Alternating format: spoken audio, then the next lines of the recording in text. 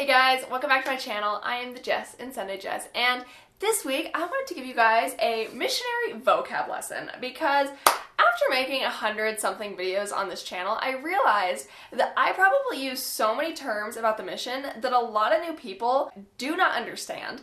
And so I wanted to make a video that basically explains all the terms that missionaries use, which honestly is actually the same throughout the whole world. It doesn't matter where you're serving, where you're gonna go, what language you're actually gonna teach it as well. Pretty much the mission terms stay the same across the whole world, across all languages. So this video will be relevant no matter where you're gonna go if you're headed out into the mission field very soon. So I hope you guys enjoy this video. Give it a like if you learned something, and subscribe for tons of other missionary videos and content because I come out with a new video every Sunday. And so yeah, let's go ahead and get into all of these crazy weird terms that missionaries use. Alright guys, so I sourced a lot of words from both my mission, which was the Lima, Peru Central mission, and then also my husband's mission, which was the Milan, Italy mission.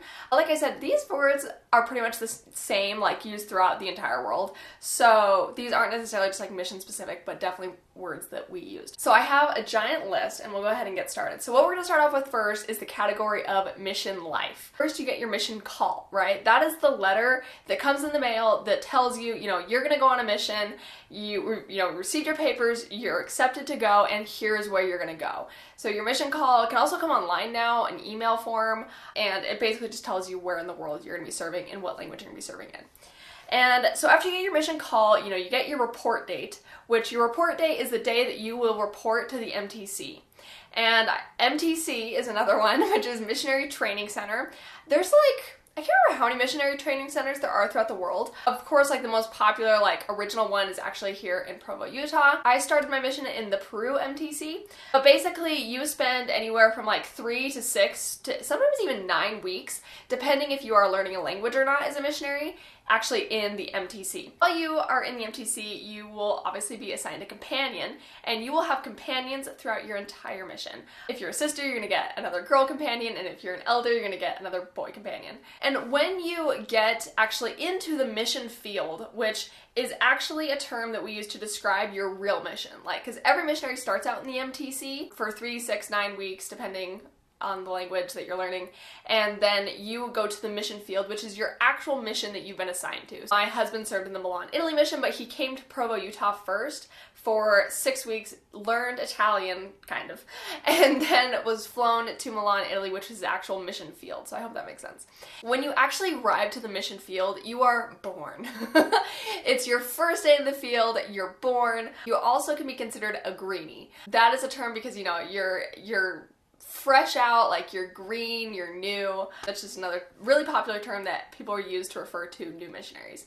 When you are born, you obviously have a mom or a dad, depending if you're an elder sister. So when I was born in my mission, my trainer, the missionary that was assigned to be my companion, that, trains me to be a missionary, is also considered my mom. And then an elder, the elder that trains them is considered their dad. And your training is actually a 12-week period. The first 12 weeks that you are actually in your mission field, you learn the basics of being a missionary. And your trainer, that companion that you're assigned to, is the one that's training you, and also known as your mom or dad. And then 12 weeks is actually a program within the mission that those first 12 weeks that you're in the mission field, there's actually a workbook called 12 weeks, and it's basically a workbook that's specifically for new missionaries in order to help you learn and adapt to mission life and all the things that you'll be doing for the next 18 to 24 months. So yeah, hopefully we're all on the same page at this point because we haven't even started to get into this list. Then comp is just a shorter version of the word companion. You'll hear that a lot. Oh, me and my comp are gonna go to the store or whatever.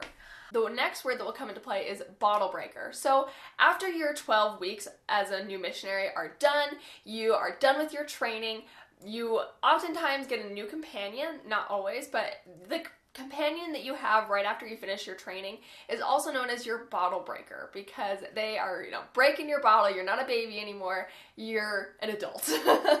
Moving on to, later in your mission when you might have the opportunity to train another missionary, you're, a mom or a dad to a new missionary.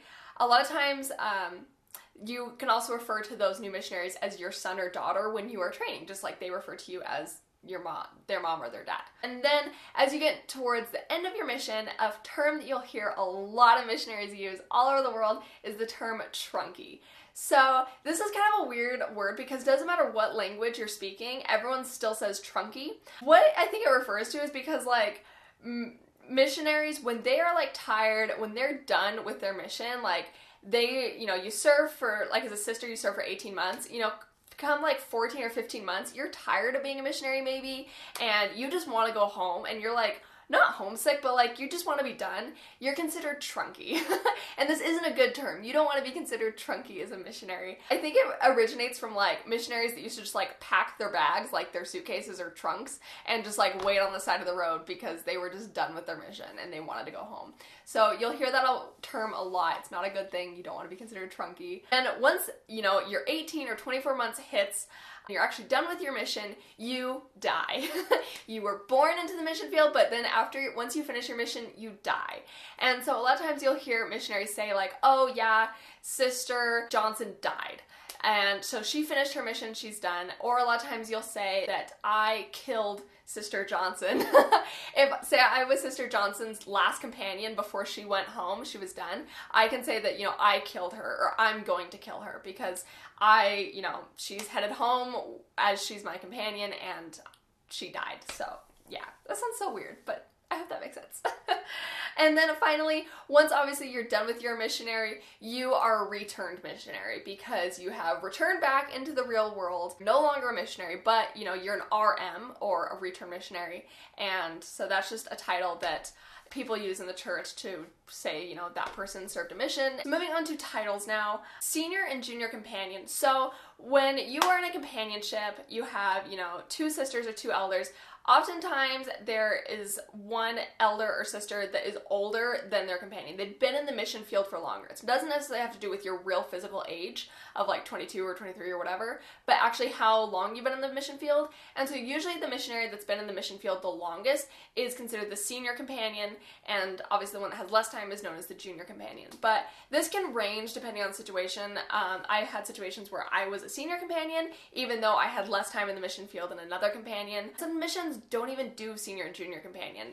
Everybody's equal, and so it kind of depends a little bit on that, but you'll hear those terms a lot. Another thing you'll hear is trio.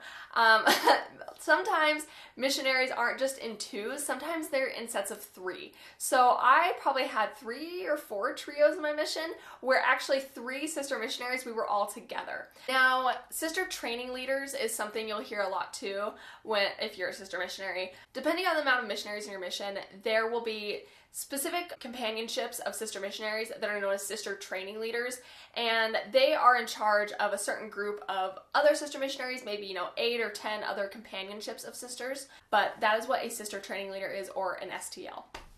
Office elders. So in the mission, there is what is called like the mission home or the mission office, which is basically where all of the office work that happens in a mission has to be done because there's tons of paperwork, flights, there's the money that missionaries get that all needs to be like managed and stuff. So only elders ever work in the office. Also in the office are assistants to the president. So your mission president and his wife have 2 assistants, which sounds kind of weird, but basically they are the connection between the president and all the missionaries in the mission, and so they are called APs, or assistants to the president. And then moving down to the actual like physical boundaries of your mission. So your mission is comprised of many zones. Just like think of it as like counties almost in a state. You have certain areas, so there's zones. A mission might have anywhere between like 10 to 15 zones, which are certain areas in the mission, and that's considered a zone. There will be zone leaders. So 2 elders who, are working in that zone will be assigned to be zone leaders, and they can also report to president and are also kind of just another means of communication. And then within a zone, there are what's known as districts. So a zone might have anywhere between like 5 and 6 districts, which are just smaller areas within that zone. and a district will actually have one elder who is known as the district leader, who's in charge of 2 to 3 companionships of both elders and sisters. Going back to sister training leaders can sometimes be over multiple zones because usually there's less sisters in a mission field than there are elders, so they don't need sister training leaders for every single zone depending on the mission. When you are a sister training leader, oftentimes you do what's known as exchanges with other sisters, or if you are a district leader or a zone leader, you will also do exchanges with elders in your mission. So every so often, the sister training leaders would contact us and they would bring us to their area and we would switch companionships. So because there's 2 sister training leaders and then 2 of there's me and my companion, we would switch. So I would necessarily wouldn't have my companion, I'd be with one of the sister training leaders all day and we would go out and teach people, and yeah, it's just kind of like a training exercise that you do every so often. And then also what district leaders do with the elders in their district, and then zone leaders do exchanges with district leaders, and assistants to the president do exchanges with zone leaders. It's a whole thing. So, alright guys, we're like halfway through this list now. So now moving on to like events that happen in your mission. One of obviously the most reoccurring events is actually transfers. So transfers are 6-week periods of time in your mission where you base basically your time off of. So sisters have a total of 13 transfers in a mission, and elders have, I think, between 16 and 17. Not 100% sure on that. But those 6 weeks period of time is how you base everything off of. Your agenda that you have is a 6-week period. Whenever you may or may not get a new companion, it'll always be decided at 6 weeks. So a lot of times you hear missionaries saying, oh, transfers are coming up, we're hitting the end of our 6-week period. Maybe a missionary in the companionship will end up going to another area in the mission. It doesn't always happen that you get a new companion every 6 weeks. Sometimes it happens, every 2 or 3 transfers. It just totally depends. And so a transfer is basically how a missionary gauges time in the mission. And then another type of transfer is actually an emergency transfer, which is also really never a good thing because emergencies are bad. So sometimes, 2 companions may not be getting along and they can't make it all the way to the end of their 6-week transfer together. So what's known as an emergency transfer will happen when, all of a sudden, hey, this is a bad thing that these sisters are together, or something's going wrong in the area. We need to split these companions up, and then they need to go with other companionships, bring in a new companion. So that's what's known as an emergency transfer. It's a type of actual transfer of companions that happens not on a 6-week mark. Okay, and then a term that you'll hear all the time in any language is P-Day, the favorite day of all missionaries. P-Day, also known as Preparation Day, is obviously the day that you prepare. It is your free day, your day off as a missionary, and it can be any day of the week for missionaries. Most of the time it's Monday. A lot of times in the MTC it's actually like Wednesday or Thursday. Just depends on the MTC that you're in, and it also depends on your mission. But I would say probably the majority of missions in the world have their P-Days on Mondays. And that is the day that you go do your grocery shopping, that you go, maybe you do your laundry that day, you go and do something fun. You can go play sports, you can do a lot of things. The rest of the days of the week that aren't P-Day, you are full missionary all day long. You are teaching people, you are doing missionary things, whereas on P-Day, you have a little bit more freedom to do just more activities and to relax. So, moving on to actually daily tasks of being a missionary, a term that you'll hear a lot is tracting or contacting. And in my mind, I'm pretty sure these are exactly the same, just depending on what kind of on the mission that you're in, on what term you'll use. My mission, we use contacting. In my husband's mission, they said tracting. But basically, that's where you go out and you approach strangers, people that that aren't members of the church, and you introduce yourself as a missionary and you say, hey, we teach people about the gospel of Jesus Christ. We would love to come teach you or your family. And basically the end goal of tracting or contacting is to actually get the contact information from that person, get a name, an address, a phone number, so that way you can go and teach them and they can become a prospective investigator. So that's another weird word, an investigator.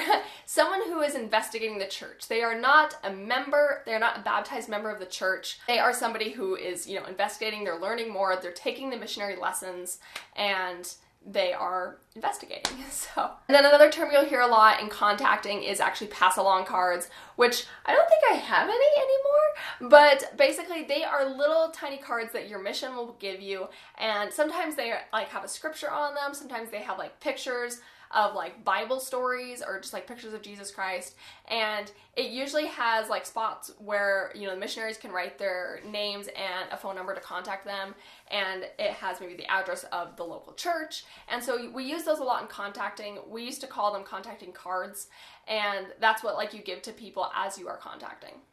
It's almost like a business card for missionaries. We already went over exchanges. Now, something that's kind of similar to exchanges is what's known as splits.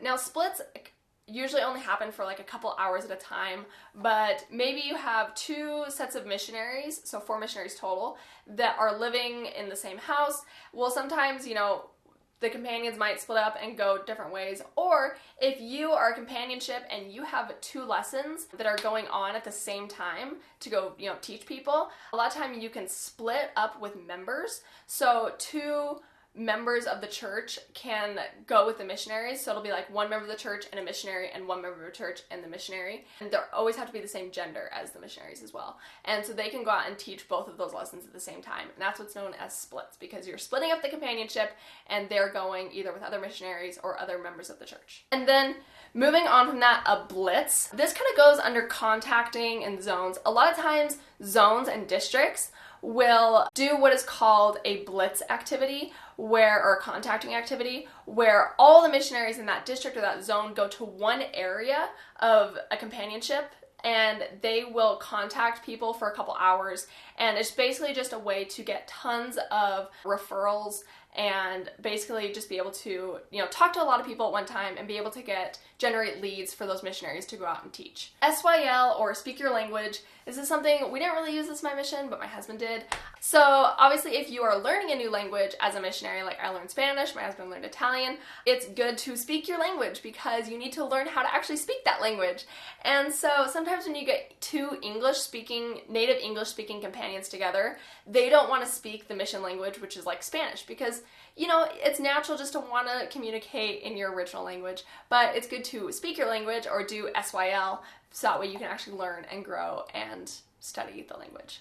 Lesson 1, Lesson 2, and Lesson 3. These are terms used kind of loosely by missionaries. In the Preach My Gospel, which is the handbook for missionaries that you study and read out of every single day, the lessons are divided up into numbers, and the first 3 lessons are like the most popular lessons that you teach almost all the time, every day as a missionary. So lesson 1 is the restoration of the gospel of Jesus Christ, and that's basically the Joseph Smith story. Lesson 2 is the plan of salvation, and that's basically, you know, where you walk people through the pre-earth life all the way to like the celestial kingdom and, you know, afterlife.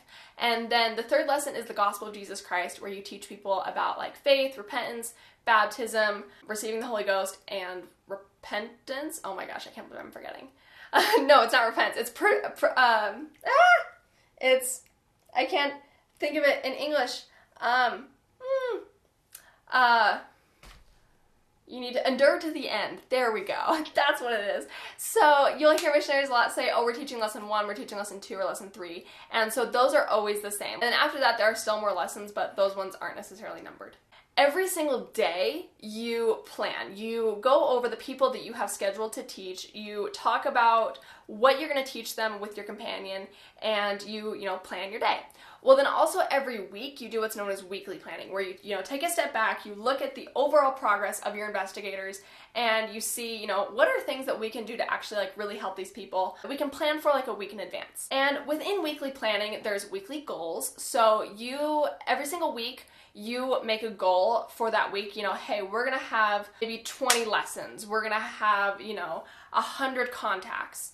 We're going to invite 5 people to baptism. Those all range depending on your mission. And so you set those goals. You also have daily goals, which is, hey, we're going to invite 1 person to baptism today. We're going to contact 10 people. We're going to teach 3 lessons, something like that. Those are your daily goals. And then also I just realized I said we're going to invite this many people to baptism. So a baptismal invitation is another term used a lot. Okay, and so basically a baptismal invitation is when you as a missionary are done teaching a lesson and you are inviting that investigator to be baptized on a certain date, usually 3 or 4 weeks down the road, and that is just like a goal that you're helping an investigator set, that, you know, saying, hey, us as missionaries, we have a purpose for being here, and our purpose is to help invite people come closer to Christ, and do that through baptism, because baptism is the first step in becoming a member of the Church of Jesus Christ of Latter-day Saints. And so that is like the whole goal as missionaries, which is also another term used a lot, which is the missionary purpose, which is basically a motto or like a theme that all missionaries have all over the world. It's the same, and I don't know if I know it in English because we always said it in Spanish, because you'll only ever say it at the beginning of your district meetings or zone meetings. You only say it in the language of your mission, so mine was Spanish. But the like objective of missionaries is to invite people to come closer to Christ through, okay, I can't remember it in English. Let's look it up, because I have a whole thing of resources right here, and let's look up what it is. Where is it? Oh, here it is! Your purpose. Invite others to come unto Christ by helping them receive the restored gospel through faith in Jesus Christ and his atonement, repentance, baptism, receiving the gift of the Holy Ghost, and enduring to the end. So that is your purpose or objective as a missionary that you'll hear a lot and say a lot, so you might as well start memorizing it. I haven't memorized, but just in Spanish, guys, I swear. So a lot of times you have lessons with investigators, and you need a member present. You'll hear that a lot, member present. You know, for example, two sister missionaries can't go teach a guy by himself. That's just not okay, and it just helps avoid so many problems and legal issues and scary things that can happen. And so like two elders can't go teach like a lady that's by herself. To do that, you need a member present. So the two sisters will go get a third member of the church that's a lady and go teach that guy. And the elders will get one, you know, another guy that's a member of the church to go and teach that that lady investigator. Oh my gosh, so many terms. Anyways, I hope that makes sense. That's what a member present is. It's basically just a member of the church that goes with you to teach a lesson. From weekly planning, step 13. So step 13 is a dreaded thing. I actually didn't mind it at all, but in your weekly planning process, there are a certain amount of steps that you're supposed to go through and consider when you are doing your weekly planning as a companionship. You can find all of those in Preach My Gospel. But step 13 is the very last step, and that is where you basically tell your companion how you feel about them, how you feel about the companionship, how you're feeling. Maybe you tell your companion things they can improve on. It's actually really what it's for, is to tell each other things that you can improve on. It's not a time to be mean and say, I hate you, you suck.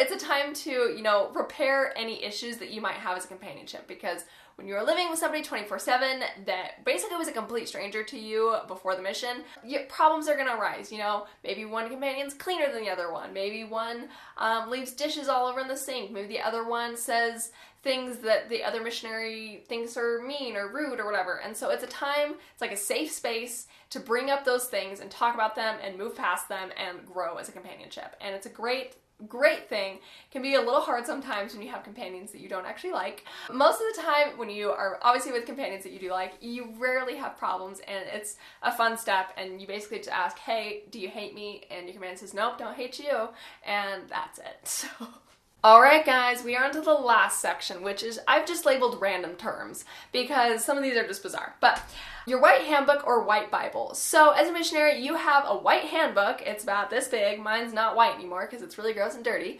But that is basically your rule book as a missionary. Every single rule, guideline, commandment that you have as a missionary is found in that book. And that's why we also call it the white Bible. You are supposed to have it on you 24/7 as a missionary. Well, not 24/7, but you're supposed to always have it on you, like when you're out and about teaching and doing things. Another term, apostate. I hear that a lot, usually used pretty loosely. So an apostate of the church is somebody who is like gone rogue with doctrine. They don't believe in the church anymore, or that, you know, they're doing things in contrary to the church, and they're known as apostate. Well, missionaries, a lot of times we use it to describe people or missionaries. I'm not saying this is a good thing, but maybe missionaries are doing something that's against missionary rules. Maybe they're going to the movies. Jokingly, missionaries would call those missionaries apostates, or they are doing they're doing apostasy, is what we would say in Spanish, so it doesn't translate over really well, but apostasy is basically like, you know, if somebody's doing things against the church, or missionaries more often than not are doing things that they shouldn't be doing as missionaries. They are committing apostasy. And so you'll hear those things a lot. A term that my husband brought up was space doctrine. I don't remember this one, but space doctrine is basically like deep doctrine, or kind of like stuff that's a little bit like goofy that really doesn't matter. It's not things that you teach as missionaries. It's really deep. Golden investigator. So a lot of times you will have investigators that will be people that just literally run up to you on the street. They're like, hey, are you missionaries of the Church of Jesus Christ of Latter-day Saints? I want to be baptized. And they, you know, are perfect investigators. Golden investigators are also people who, you know, are really good at reading their scriptures. They're really great at coming to church. They're just golden. Like, they are doing everything perfectly. They can also be considered what is a Cornelius in English. And Cornelius was a guy in the Bible. I can't tell you the exact story, but basically he said to Paul, I believe, that's like, hey, what can I do to be baptized? And Paul's like, go over there and like we'll baptize you in that pond or whatever. And a Cornelius is somebody that just like comes up to you and they just want to be baptized, like, which is just amazing. Like, that doesn't happen very often. So also an eternal investigator is a thing. So an eternal investigator is somebody who the missionaries have taught for a really long time, and that person maybe does not want to do anything with the information that you're giving them. They really don't have a desire to be baptized. They really don't progress in any way. They maybe just want to know more about the church, and that's it. They don't actually do anything. And there are people like that in the world, and so they are considered eternal investigators because they are just not progressing or moving forward. But eternal investigators can also eventually get baptized years down the road. So a snake. Okay. So there are also some derogatory terms that missionaries use to describe people, which is not good, and I can honestly say that I never called anybody this, but a lot of elders use this term mostly because a lot of times there are women maybe in the church, or also women just like out and about on the streets that try to flirt with the elders, or, you know, try to do things to like just make the elders feel uncomfortable or whatever, and or maybe like they like one of the elders, which it happens a lot.